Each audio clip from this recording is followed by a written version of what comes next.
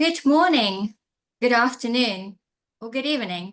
I'm Chantal Carrington, CEO of Invest Africa, and it is my pleasure to welcome you to Invest Africa's annual East Africa Regional Outlook, the final outlook in the series this year.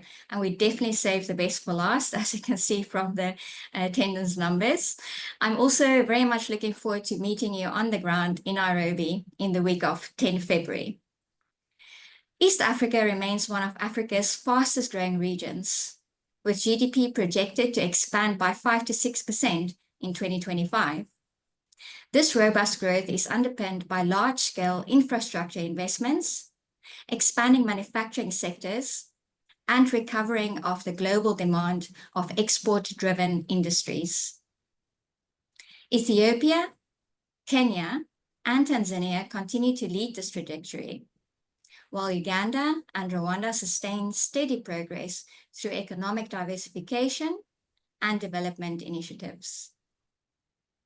While growth prospects are strong, East Africa also faces significant hurdles.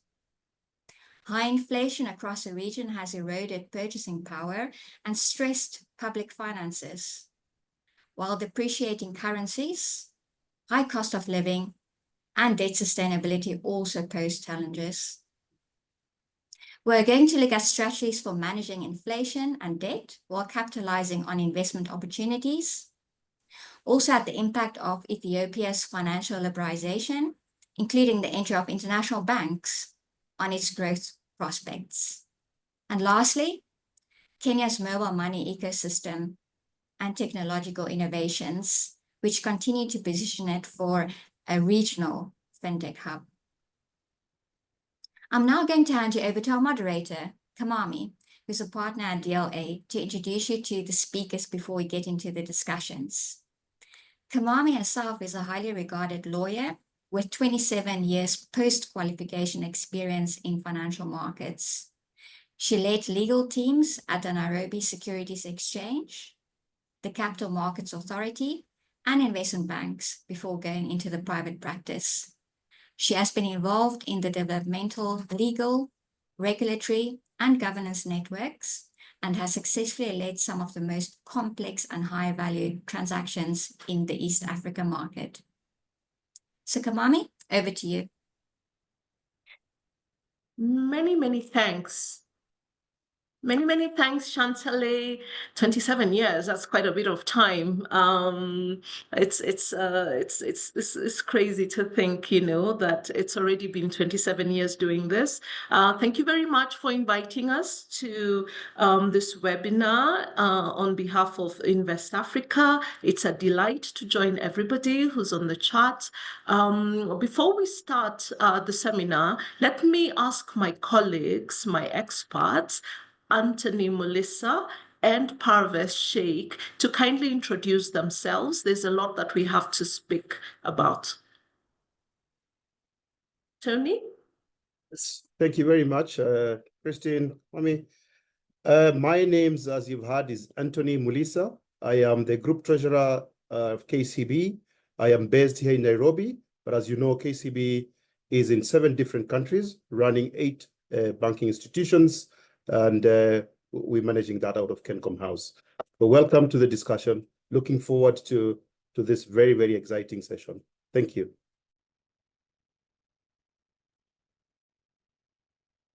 Hello, everyone. It's a pleasure to be here, and thank you for attending. It's always good to have constructive discussions about interesting topics. My name is Parvez Sheikh. I'm a senior consultant with Concerto. It's a public affairs and strategic communications firm based out of Paris. And I work on supporting the project in Eastern Africa. I'm based here in Nairobi, and I look forward to the discussion. Thank you, Tony and Parvez. Chantale has laid us on the background. It's an exciting time to be in Africa. It's an interesting time to be in East Africa in particular. And I think to kick us off, we'd like to understand from our experts, what are some of the factors that are driving growth in East Africa, the 5 to 6% that we are seeing? And on the converse, what are the factors that we need to be careful or to watch out for that might impede the growth that we anticipate in 2025? Shall we start with you, Tony? Yeah, thank you very much, Kamami. I think you're right that East Africa is actually driving sub-Saharan Africa growth. East Africa, when you look at sub-Saharan Africa is growing by between 3.5% and 4%. But this is even after adjusting the recovery of South Africa as one of the largest economies and Nigeria. So it's still way below what East Africa is recording, because East Africa is growing at 5 to 6%. And there are a couple of factors that really have contributed to this. And I'll just mention 4 of them. So the first factor is the fact that, look, as countries in East Africa have started addressing the infrastructure deficit that the economies have been facing. And so led by Kenya, Tanzania, and Egypt and Ethiopia, we have seen very large-scale infrastructure investments that are going in. Of course, what that has done is that it has pushed up, in some cases, the debt levels to above 70% of GDP. And as a result, then some of these economies have been considered to be at high risk of debt distress. The second reason why this growth is coming through is the fact that other than DRC and South Sudan, most of the economies in East Africa are agrarian economies, which means that the economies have the agricultural sector contributes slightly more than 20% of the total GDP. And so any improvement in the weather conditions tends to support this particular sector. Those who recall, 2021 and 2022 were years when these East African markets experienced very harsh weather conditions. So what we are seeing in the economic growth numbers today is that the impact of the prior weather shocks have continued to dissipate, and that is then supporting the agricultural sector that is really driving good economic growth. Thirdly, there is general improved global demand. And what do I mean by that? So with the outbreak of Russia-Ukraine conflict, we had significant disruptions in the supply chain. And as these constraints get addressed, we see that the global demand then, as it improves, East Africa being one of the countries one of the segments that is always is exporting resources that is used across the globe, that then has boosted the economic growth across the East African market. And finally, the reports now show that the foreign direct investments have continued to recover after the pandemic that we went through. The latest reports show that foreign direct investments into this part of the world have recorded at least slightly over 2% growth in sub-Saharan Africa. And of course, that means that most of it has actually come from East Africa.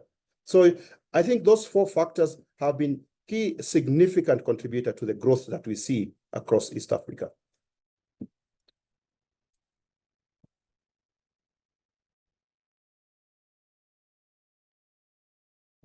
Yes, I'd like to sort of respond to Anthony's insight, which is very spot on, with sort of highlighting the barriers and the risk factors to watch out for. And I also have 4, in fact. I think the first would be instability. We have certain pockets of militancy, of protracted war. The first would have to be the DRC, which is very complex. It's a very complex situation, and efforts to sort of come to an agreement have been pretty fruitless at this point in time. There's also very complex political economy dynamics in the region that really could lead to this instability spreading further. There's also the instability in South Sudan. I think it should be noted that Ethiopia has done well to hold together following the challenges with the Tigray War, but it still has issues when we're talking about the southern region of Oromia and the impact that has on the economy and on the sort of the political coalitions that form around the Prime Minister Abiy. The other point of potential instability is to do with governance and legitimacy, and I think Kenya is an example of that. Fiscal consolidation is definitely something that puts pressure on governments and on the population as well. And we had a flare-up last year in Kenya, and the underlying issues are still there. The government is trying to address it, and hopefully we'll be able to move forward on that. The second aspect is fiscal consolidation. I think, as Tony said, the infrastructure sort of drive has driven up public debt, and a lot of the countries in the region are trying to balance this. Now they're trying to do it with PPPs and other sort of methods, but the efficiency still needs to be proven in terms of bringing in really big ticket investment projects. And some of the legislation needs to be bolstered. At the same time, individual countries are more preoccupied with their sort of domestic issues, domestic market development, as they try and address inflationary pressure and the effect that has on the country's stability. The third would be climate shocks. As Tony said again, East Africa is very sensitive to climate, and while there are measures that are being put in place, that's progressive, and we still remain quite sensitive to climate shocks. The fourth is the Trump factor, if I would say that. I mean, we still don't know what Trump will do, how his Africa policy will impact our region. And that it's more than just rhetoric, really, because it plays into serious initiatives undertaken by the Biden administration, especially in the DRC. So if they were to repeat what the previous Trump administration did and basically retract and go into isolationism, there are major projects, there are major initiatives. I mean, there's the Lobito corridor, which is essential to the sort of the energy transition. There's whether Trump will also be interested in energy transition, given his loyalty to fossil fuels. So those are the four factors that I'd like to point out. Excellent. Thank you very much, both. You talk about infrastructure and the debt distress that it is causing in some countries. As we know, even as we speak about the continued investment in infrastructure, it's just not enough. Infrastructure across, road, rails, airports, and even the digital, there's still so much more to be done to get us to where we need to get to. The fact that we are agricultural economies, I think, is one that cannot be gainsaid. And when you combine it with the issue of the climate change, which is real, then it becomes even more complicated.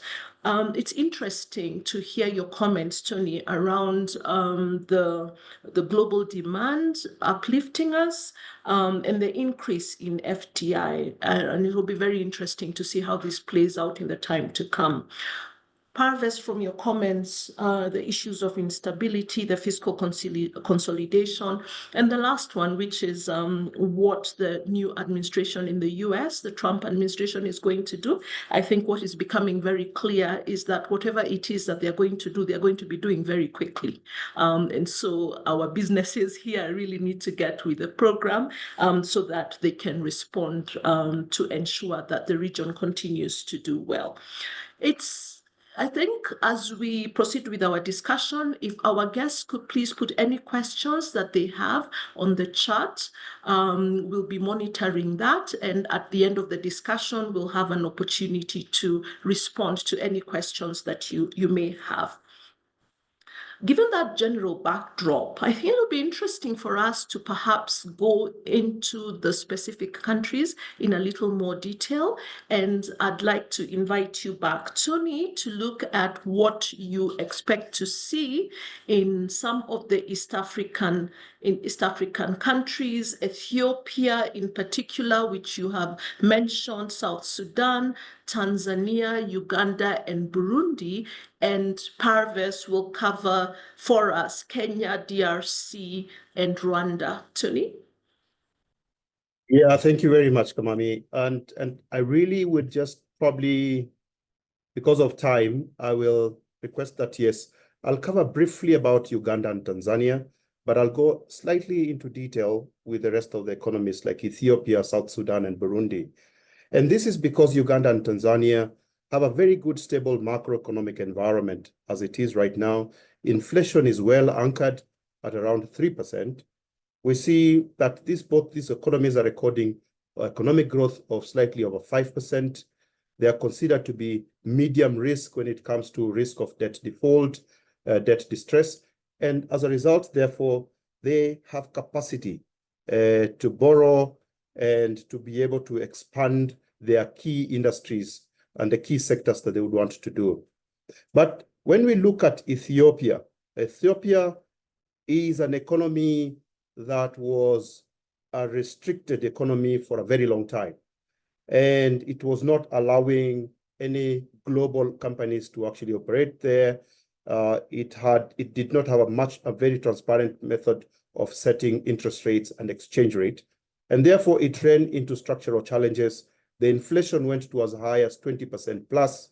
And as a result, also, IMF had to classify this economy as a default market. But the last 2 years have seen significant change in Ethiopia that is very promising. And in fact, 2 years ago, the policymakers there opened up the market. They opened up the telecom sector. The telecom sector is now allowing for global institutions to participate. And we've seen some of the companies in Kenya moving into Ethiopia and participating. But a lot of changes happened last year. In July last year, Ethiopia liberalized the exchange rate environment. And right now, the exchange rate in Ethiopia is actually market-driven. What the policymakers had to do was to restrict the bid-offer spreads of that market just to be able to curb unfair market practice. But what that has done is that it has then widened the gap between the official exchange rate and the parallel market exchange rate, but it is a reaction that is expected. It is likely to correct as liquidity improves in that market. But there are 3 other areas that economy has been able to change. One of which now was happening last year is that international banks today are allowed to move into Ethiopia and acquire up to 40% stake of a local bank. And they can even choose to set up their own subsidiary and own it 100%. So that is also a development that has happened in Ethiopia. They have now adopted, the policymakers have adopted a transparent monetary policy. It has a reference rate, which is the National Bank reference rate, that is then used to signal inflation. It's used to signal interest rates and is able to manage the exchange rate. As a result, then that's a positive move because then it allows customers to manage or businesses to manage their interest rates or interest costs in a better way. But it also allows commercial banks to structure hedging solutions in a more transparent way that then help to mitigate any risks that investments are actually exposed to. And finally, you find that recently, Ethiopia has launched the Ethiopian Security Exchange. And in a way, this one allows for listing of companies onto the exchange. It has improved transparency and investor confidence in that market. And most importantly, it facilitates corporates to raise capital on the exchange through the capital markets. This is a big improvement. And as a result of all these changes, we see that Ethiopia is likely to record a growth of slightly over 7% this year. So it's a promising market that I think for those who are looking to come into East Africa to invest. Ethiopia is also one of the key markets. Now, moving to South Sudan. South Sudan is an economy that is over-reliant on oil exports. The conflict in the north, and I think Parvez would be the best person to talk about that conflict, but the conflict in the north has impacted the pipeline, and it has affected this oil exports, and as a result, it has reduced the government revenues. And you find that an economy that is dependent on oil exports is very susceptible or is vulnerable to external shocks. South Sudan has not been left behind. The exchange rate, the official exchange rate this year, or in 2024, has depreciated by slightly almost 300% depreciation in the official currency. But the inflation levels have gone to historical highs to the extent that by August last year, South Sudan had been categorized as a hyperinflation economy, in the sense that it is one of those economies that has experienced inflation levels of above 100% in just in a short span of time. So the policymakers have then decided to take action on this inflation number by rebasing their inflation numbers. They have taken 3 actions on the back of that. One is that they have expanded the states where they collect data on this inflation from 3 to the entire states are now used to do that. Secondly, they have reduced the risk, they have reduced the weighting of food and oil in the inflation basket. And that has helped to actually then rebase the inflation number. But most importantly, they have actually moved the base period from June 2011 to August 2024. In essence, then, that means that we are now looking at a new or a refreshed inflation number for South Sudan. Now, the good news is that South Sudan now, the pipeline issue seems to have been resolved now, because oil has started to flow once again. The oil volumes that we see is just about 50% of what we were seeing when it was at the peak. But it is a very promising position to be in, because it means that this is the year when South Sudan is actually going to recover economically. So if there are any businesses positioning themselves for growth, then that would also be a good opportunity. And then lastly, allow me to talk about Burundi, which is also predominantly an agricultural-based economy with very low export base, but highly dependent on the external market. This structure in itself has created structural challenges for that economy. It has also pushed the inflation number to slightly over 27%. And Burundi today is staring at almost a collapsed currency market, because the official exchange rate in Burundi is about 3,000, while the parallel market exchange rate is at 8,600. So there's a difference between 3,000 and 8,600 that needs to be addressed. Now, while Burundi is considered to be an economy that is at high risk of debt distress, the IMF is working with the policymakers in that economy to be able to diversify this economy and support it for growth. What we see this year is that we see the Burundi policymakers are going to yield to the IMF's demand to devalue that currency so that we can fix this exchange rate disparity, to devalue that currency, and IMF is willing to release the much needed funding to be able to support the critical industries. So thank you very much. That's all I have to say for now.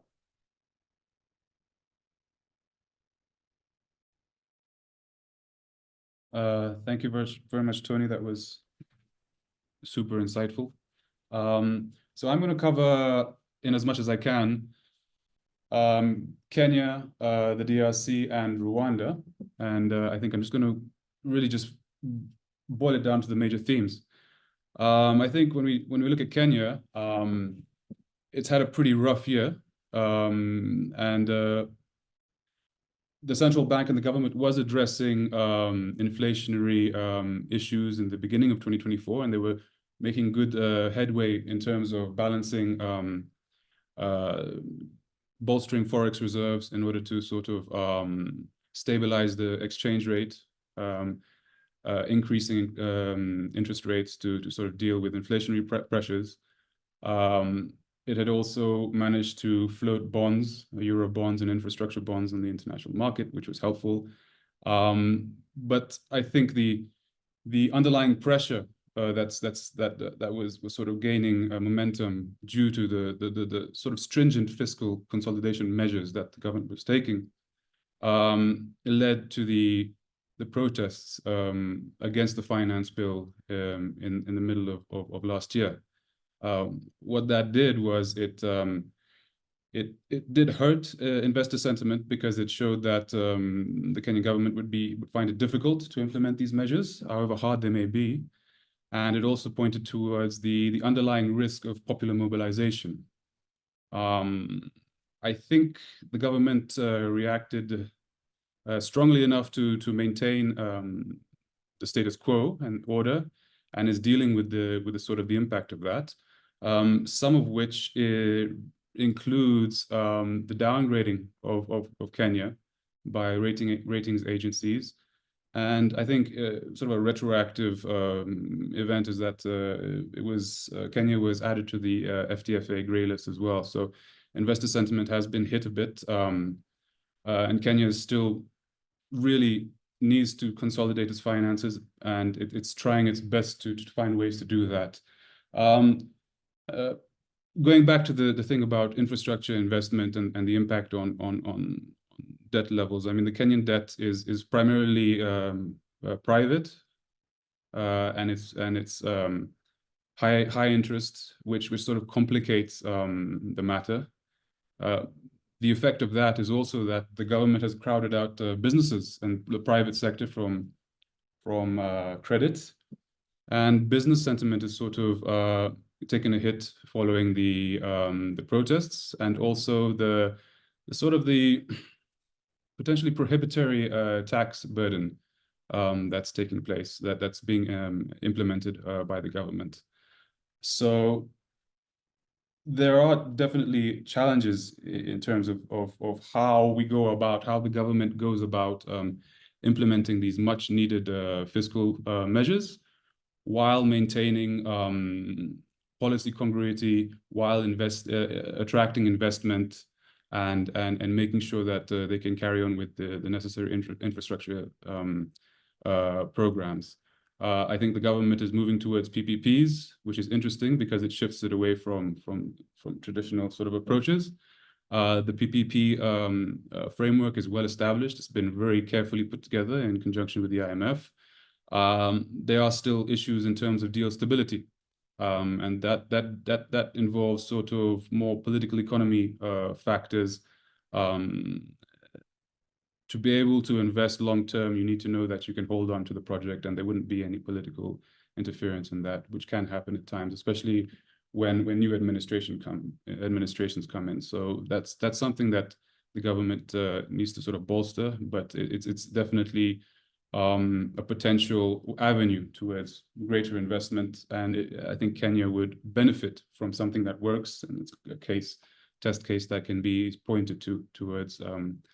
The other thing is, I think the government has realized the importance of agriculture, and so in its fourth medium-term plan, it's doing very interesting. It has very interesting policies and strategies, very interesting, very well put together. Some of which were sort of incubated in Tanzania. In terms of working with farmers to create to build the food system, to create the kind of the systems to provide improved seed, fertilizer, extension services, and from there build market linkages with agribusinesses. From there, sort of create the sort of production capacity within the country to offset these inflationary pressures, which is very important at this time. And a lot of countries have actually integrated these aspects into their medium-term policies in the current context. And I think that's quite interesting in terms of how countries can deal with that, even though it's a medium to long-term process, and implementation is key. And implementation in agriculture is quite complicated because agriculture is very political. So it'd be interesting to see how things go ahead. But I think that approach is really very interesting for countries. The government needs help in terms of partnering on certain factors, elements of this. It could be investing in operations and acting as an off-taker. You know, there's innovation in the agricultural sphere, and I think it's really the basis for stability for the country and other countries as well in the country in the region. I think also just to comment, the current administration has tried very hard to pull together a consensus and to sort of assuage fears and reticence towards the track record and the legitimacy. It's sort of reached over across to the opposition, the traditional opposition. It's what we in Kenya call the handshake. We've had different forms of it. It's been different, variably efficient. I think there's a matter of consensus building that the government needs to take into consideration. I think we need to really broaden how we consult when we deal with policy matters and interventions, even if it's got to do with fiscal consolidation. And we have to move forward past the sort of political settlement approach that only deals with traditional sort of political leaders and find ways, innovate ways. It doesn't have to be anything too ambitious, but to bring in different voices from the ground, from the last mile, because everything happens in the last mile. And I think the youth and the young people who are on the streets, there has to be some way, there has to be some communication, there has to be some integration of these different views into interventions in the sector. In terms of Rwanda, President Kagame was elected in July 2024. He's able to stay in power until 2034. So that means that his government and the RFP will remain in place over the medium term. That also includes the RFP sort of involvement in the economy, in the political economy of Rwanda. Again, going back to what Tony said about infrastructure, the initial growth spurt that Rwanda had in terms of poverty alleviation and really high levels of growth was driven by public spending on infrastructure to do, things like electricity, connectivity and public services and things like that. That's driven the debt levels to 70%, around 70%, if not more, of GDP. And I think the government is facing a sort of a harsh reality where the low-hanging fruits are no longer there, and they have to undergo certain structural adjustments. I think there's still a dependence on exports and its position as a logistics hub. A lot of gold is sold to the UAE, and that really dominates its exports to the Arab region. The DRC is the biggest trading partner in terms of what it exports. So it's quite exposed, and it needs to sort of diversify its economy. The services sector is slowly growing, but that doesn't provide the jobs that are needed, and it doesn't provide the sort of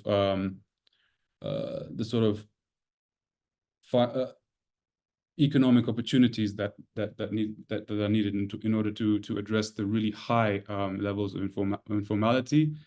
And I think the government is going forward with a similar sort of a strategy in terms of agricultural market development. They also need to support the local businesses. There's a lack of competition to a certain extent, and there's a lack of innovation because of the levels of state intervention in the market. It's a turning point for the Kagame administration, and they really need to sort of dig into those structural issues, and it'll be interesting to see how they do that. They've recently enacted investment and PPP laws, and that would be interesting for investors who are interested in aligning with the policy priorities of the government and moving towards a deeper sort of developmental approach now. But it's going to be challenging. President Kagame is capable of running the country until 2034, but there's a risk that he doesn't have a very clear succession plan. And because the state and the party is built around him, I think any sort of change in power could be quite a critical juncture for the country and potentially the region, given its sort of activities or involvement in the political economy of the DRC as well. I'm not saying it's a direct involvement, but it's an involvement nonetheless. So I think investors would have to be very careful about how they go about understanding these dynamics, because there could be coalitions forming, and it would be good to understand those and the potential trajectory of those new coalitions in terms of potential ideological stances, etc. Resource nationalism, even though there isn't much resource in the country to speak about. So those are really the key aspects of Rwanda. In terms of the DRC remains complex. It's always going to be complex, I think. President Tshisekedi was elected for a second term in late 2023. He's managed to consolidate quite a bit of power. He has a majority in both the upper and lower houses of the legislature.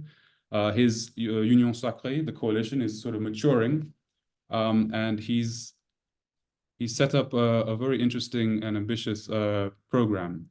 The issues affecting the country would have to be governance issues of corruption and the need to provide infrastructure for mining companies as well. And I think in the interest of time, I'd just say that one of the other priorities and the dynamics in terms of investing in the country, especially in the mining sector, is the insecurity in the east, which is still protracted. Thank you. Thank you, Parvez. Never time enough for subjects like this, obviously. Discussing such a vast and really complicated region. But thank you very much to both of you. I think you've given us some useful insights into what you see happening in the various countries. Tony, I couldn't agree with you more. Ethiopia and DRC, the opening up and pouring into the market another 200 million odd people is very exciting to all the businesses in the region, and we are all following very closely to see how that is going to work out. The stock exchange, for me, being a capital markets lawyer, the stock exchange launch in Ethiopia is particularly exciting, and we wait to see, how that is going to unfold. And also the challenges we've seen in Kenya, and to see whether Kenya will continue to hold its place as one of the leaders in the region as the other countries really ramp up in terms of their economic development. Exciting times indeed. Perhaps as we wait for questions from those who have joined us today, please put any questions that you may have in the chat, and we'll try and respond to them as we wrap up. I would like to invite both Tony and Parvez to just give us their sense of what they see in the specific sectors. So as the discussion has gone on, infrastructure, agriculture, little bit, we haven't had too much about the extractives, energy, as well as financial services. What do you see happening? If you just take a minute to give us a wrap, what do you see happening in these sectors, which are increasingly important? We've seen what's happening on the global stage with blockchain as well as AI. What do we expect to see in East Africa? Yes. So if I may go first, I think there's still going to be a lot of focus on areas like ICT, and financial services and insurance and such kind of sectors. What I think is that the policymakers in the different economies are really going to focus on sectors that are going to address mainly their social and economic challenges. And when you look at the biggest social and economic challenge that most economies are facing in East Africa is the area of unemployment. And you know that, the median age of our population across East Africa is about 19 years. Every year, you find that there are a number of young people leaving our institutions and joining the labor market. But these young people are not getting absorbed into the labor market. The education system is churning good quality human capital. And for us as East Africa, it therefore means that this demographic dividend that we have can easily become a time bomb. And most of the economies and the policymakers understand that. So they are likely to focus on sectors that are much more labor intensive than those that are capital intensive. I talk about that because I know that ICT and financial service is, of course, a big area that will continue getting attention, but these sectors can only absorb very little labor force. The sectors that can actually be able to drive and absorb labor is going to be around agriculture and sectors like agriculture and tourism. And I see policymakers focusing so much around those areas. Infrastructure investment continues to be a good catalyst for economic growth. And I think it's a sector that will still get a lot of attention. The only caveat I can put is the fact that the way we structure our infrastructure contracts sometimes dilutes the impact that this infrastructure impact is supposed to be. For example, I know China has been a very good partner to Africa to develop infrastructure, but in most of the contracts they sign, they say 60% of the production resources that will go towards the infrastructure output will actually come from China, while 40% will actually come from the local market.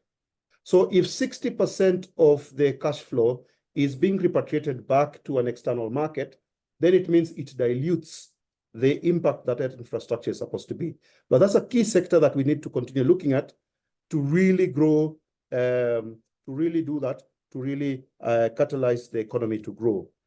Let me just finalize by saying, let me just say one last word around industry and the manufacturing sector, because the manufacturing sector is what is really going to drive diversification across East Africa. But the manufacturing sector continues to struggle. And it continues to struggle by the fact that, yes, we have very high energy costs, and this is a sector that is continuously being taxed heavily. But manufacturing, especially around agro-processing, areas that are going to support the agricultural sector, is actually going to be a big boost as we go into this particular year. And so policymakers are going to be focusing around these areas. But yes, so that's all from me. Thank you. Yeah, I think agriculture is really going to be a very interesting and dynamic place going forward in the medium to long term, given the sort of interventions that are going on and the policies that are taking shape. I mean, and that feeds also into the sort of fintech sphere, because we have some very interesting work being done in terms of financial deepening and the provision of credit to underserved segments. I think smallholder farmers are easier to de-risk than other segments, because you can sort of aggregate around cooperatives and other groups. I think that's going to be very interesting, and the players like Apollo Agriculture that are providing very interesting solutions, digital solutions to farmers in Kenya, and that includes financial solutions and also extension service provision, and also data, real-time data on weather, and details on fertilizer, what is needed in the certain mixes for the certain regions. And they're also working with the government with the fertilizer subsidy program, provide more detailed information to smallholders. And I think that's a really interesting area, and that de-risking could be replicated in other sort of sectors. I think we saw by the launch of the Hustler Fund in early in the Ruto administration that de-risking is very important, and you can't rush that. So that's a very interesting sort of interplay between fintech or agritech and those developments in the agricultural sector. In terms of extractive, if I could touch on that quickly, I think the DRC is really amazing in terms of the quality of the ore, despite the risks and everything. I mean, that's the reason why you have these large investors building huge, very large operations, resuscitating hydroelectric plants, and it'll be interesting to see how President Tshisekedi can attract the kinds of investors that can be compliant. I understand they've had a lot of support from the Americans to sort of drive investment into sort of large-scale taxable investors. They are facing challenges in terms of non-compliant and illicit mining in certain areas. But I think if one is good with their due diligence and one understands the dynamics, the DRC is really still an area where extractives has a bright future. Obviously, we also have the EACOP, the pipeline coming through Tanzania, which is interesting, and recent discoveries of LNG on the coast of Tanzania. And as I mentioned before, the Lobito corridor is actually quite interesting, but we have to see how the Trump administration would impact the progress on that. Yeah, thank you very, very much, both of you. I think you've done very well in very limited time. As we wrap, can I just ask you to respond to two specific questions that have been raised by our participants? The first I will ask you, Parvez, to look at, and which is the opportunities that are presented by the African Continental trade area of trade agreement. What are the opportunities for us in East Africa from AFCTA? And Tony, if you could just spend the closing moments to tell us the opportunities you see in fintech and what those portend in Kenya and the wider East African region. Just a minute each, please.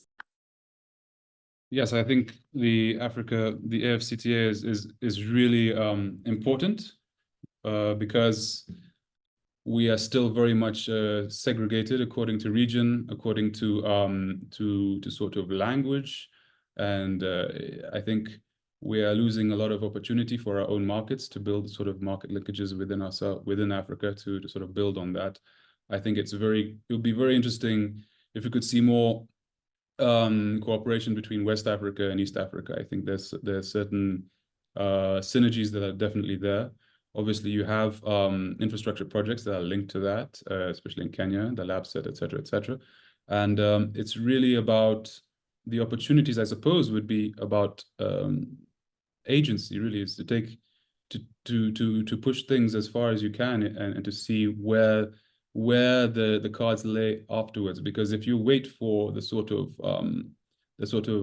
consensus that is needed to bring that forward from a formal perspective, you'll be held back. I think you can engage with governments on different sides of the continent and build those synergies. I think countries like Benin, countries like Kenya have synergies, and investors can sort of be a bit adventurous to capitalize on that. I think it's very exciting that the African countries, all 55 countries, have signed up to the AFCTA. I think the global situation also will support the trade area, as almost all the regions are now looking more inwardly to support themselves. And it only makes sense that our countries take full advantage of the opportunities presented by the AFCTA to drive up inter-Africa trade. the issue of AFCTA is, of course, linked to fintech itself, because AFCTA is piloting the PAP system. And I know KCB, Tony Mulisa has already signed up on this. Do you want to close us off by giving us a sense of what you see in the area of fintech and its opportunities for the region? Yeah, and thank you very much. It's a good question. So you do understand, yes, that Kenya's mobile money ecosystem has actually been ranked, has become a model for digital financial inclusion. But I think there's a lot more that we can do within the fintech environment. And we can use the fintech to address some of the challenges that we are having in the key sectors of the economy.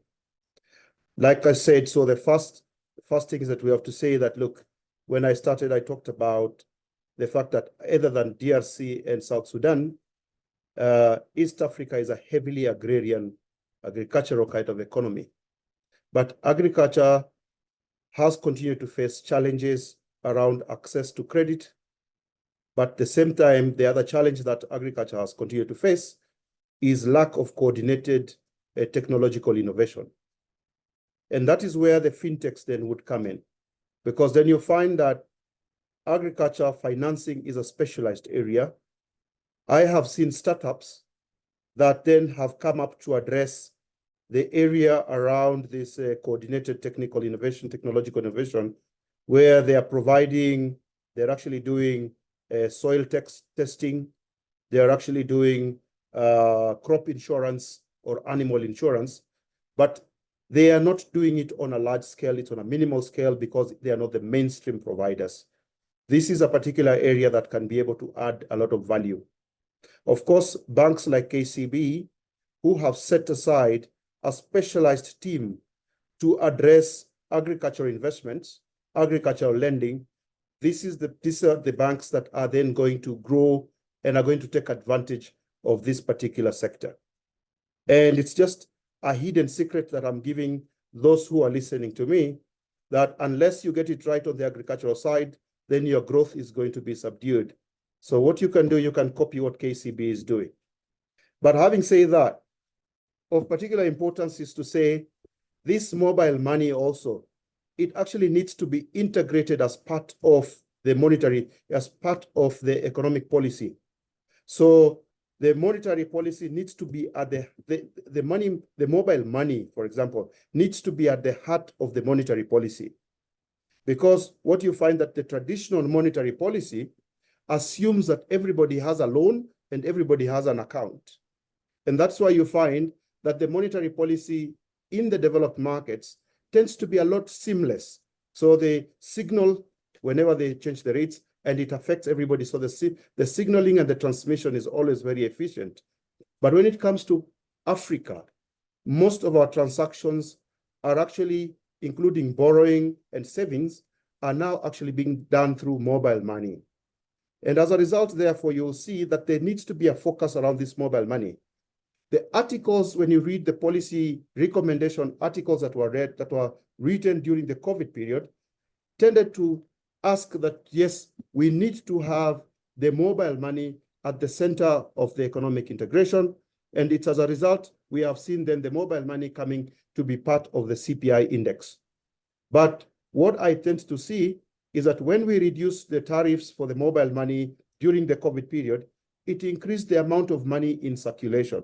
So it actually means that, yes, this is a segment that needs to be given particular attention. So the good thing is that, yes, we need to use this particular fintech, particular mobile money propositions to be able to collect data on where money is circulating. And therefore, you can then have a targeted interventions and incentives to be able to manage exchange rate or to manage inflation based on where that money is circulating. So there's a lot that actually can be done around this, but that's just a few that I can mention. for now. Thank you, Tony. I can really hear your struggle. Chantalay is on, reminding us that we are way past our time.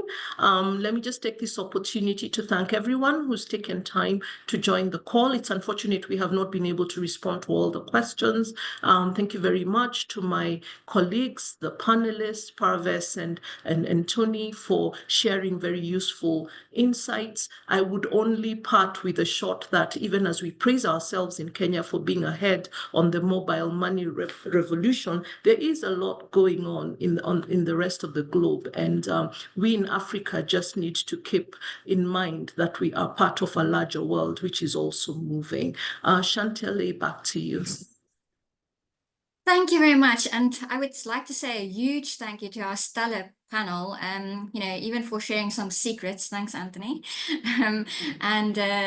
Just in short, Kamami, Anthony, Parvez, it's been really, really insightful and valuable. And I think that everyone, as you can see, there's lots of numbers on this webinar that would feel the same. So thank you for helping to navigate us on the routes that we can take to lead to these opportunities, with this specific region being one of the fastest growing in Africa.